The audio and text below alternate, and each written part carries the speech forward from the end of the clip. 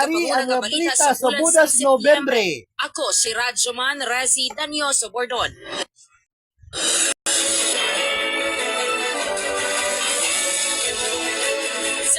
Nobyembre 1. Sa balita lokal, nag-viral ang video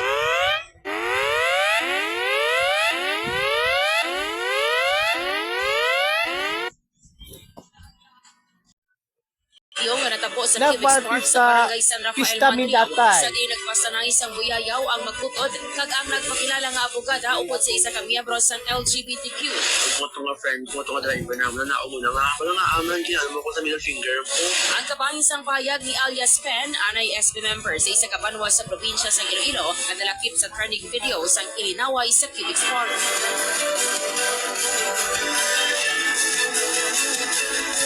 Sa amuman nga daw, namit Sa amo adlaw. tangan sa Senate Blue Ribbon Committee ang reklamo ni Iloilo City Mayor Isa Trañas may kantanan sa flood control projects sang Alpha and Omega General Contractor and Development Corporation kag St. Timothy Construction Corporation sa syudad. Flood control projects in Iloilo under St. Timothy and Alpha and Omega are non-functional which caused flooding worth 560 million. Naka-recover naman dito tayo in terms of warranty. Ang kabahin sang pagkwestiyon ni Senator Rafi Tulfo.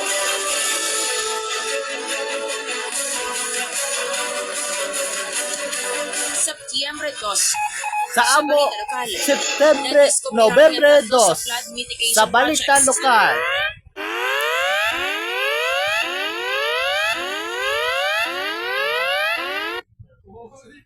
Department of Public Works and Highways, Iloilo City District Engineering Office sa Barangay Muhon kag Santo Domingo, Arevalo, Iloilo City ang ginpatukod sa idalom sang tatlo ka mga kontraktor nga lunsay na angot sa Diskaya Firm. Ini among proyekto nga nakakontrata sa St. Gerard Construction General Contractor and Development Corporation, YPR General Contractor and Construction Supply Incorporated, kag Matthew General Contractor and Development Corporation. Wala sang mayor's permit ang St. Timothy Construction Corporation kag Alpha and Omega General Contractor and Development Corporation sa ila operation sa syudad sang Iloilo.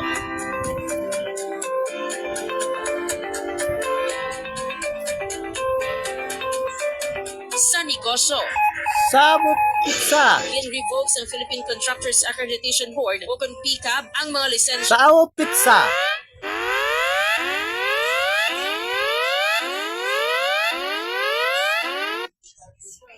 sang siyam ka construction companies na ginapanag-iyahan o kung kontrolado ni Sara Diskaya. Lakip na diri ang St. Timothy Construction Corporation, Alpha and Omega General Contractor and Development Corporation, St. Gerard Construction General Contractor and Development Corporation, kag madamo pa.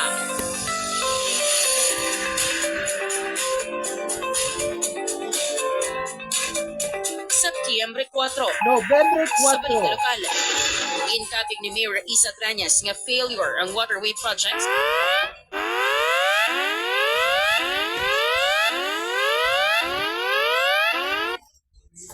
sa Department of Public Works and Highways Iloilo City District Engineering Office o kung DPWH-ICDEO. Sunod kay Trañas, nagtugas ang pagbaha sa syudad ang mga proyekto. I think failure gid kay amo na balik kita. For what purpose ni bilang project? Si Mayor Isa Trañas.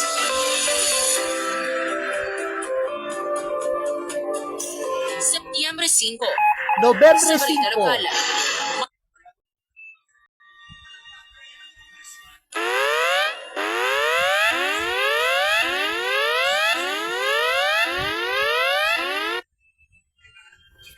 matunog nga ginpayag ni former Iloilo Uy, City Mayor bulilit. Sherry Trañas nga nagginulsol siya nga gin-endorso niya si Julian Jamjam Baronda bilang congresswoman sang 2019 niya sunod sa iya. Gintawag mismo sang presidente bilang mother of delayed and fallback projects. Sunod kay Trañas, masakit ang kamotoran nga madamo sa mga proyekto nga wala matapos o kung mahina nga napatuman o kung wala gid na umpisahan. Samtang nagbalos man sa pagpangayo isang pasaylo sa mga Ilonggo si Congresswoman Baronda, bangod ginsuportahan niya si Anay Iloilo City Mayor kag Anay Congressman Trañas umpisa sang nagaserbisyo pa lang siya sa Sangguniang Kabataan o kung SK.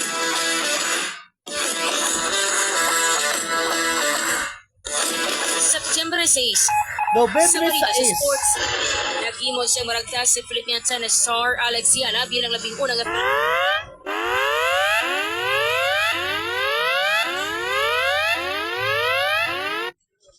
Pilipino nga nga nagkampiyon sa Women's Tennis Association at WTA. Nakuha ni Alex ang iya unang nga titulo sa WTA pagkatapos ng inlutan siyang pambato sa Hungary nga si Pana Udvardy 1-6, 7-5, 6-3 sa Guadalajara 125 Open Finals sa Mexico.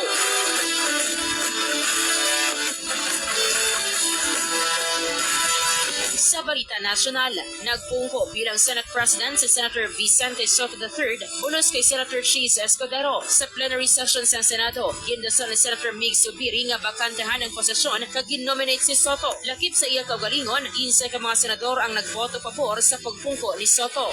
For the position, Senator Vicente Soto, the only nominee for the position of the Senate President, is hereby declared as the newly elected President of the Senate. Ang pagdeklarar kay Soto bilang bago nga Senate President sa Pilipinas.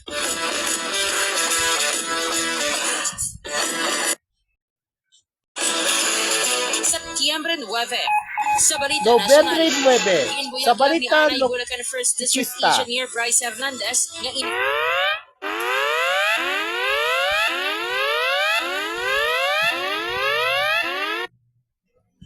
sa ni Senators Jinggoy Estrada kay Joel Villanueva sa ginaligar mga anomalya nga flood control projects. Lakip man sa ginsambit niya mo sa ni former DPWH First District Engineer Henry Alcantara kag Undersecretary Robert Bernardo. Sabi ni Senator Marcoleta, ligtas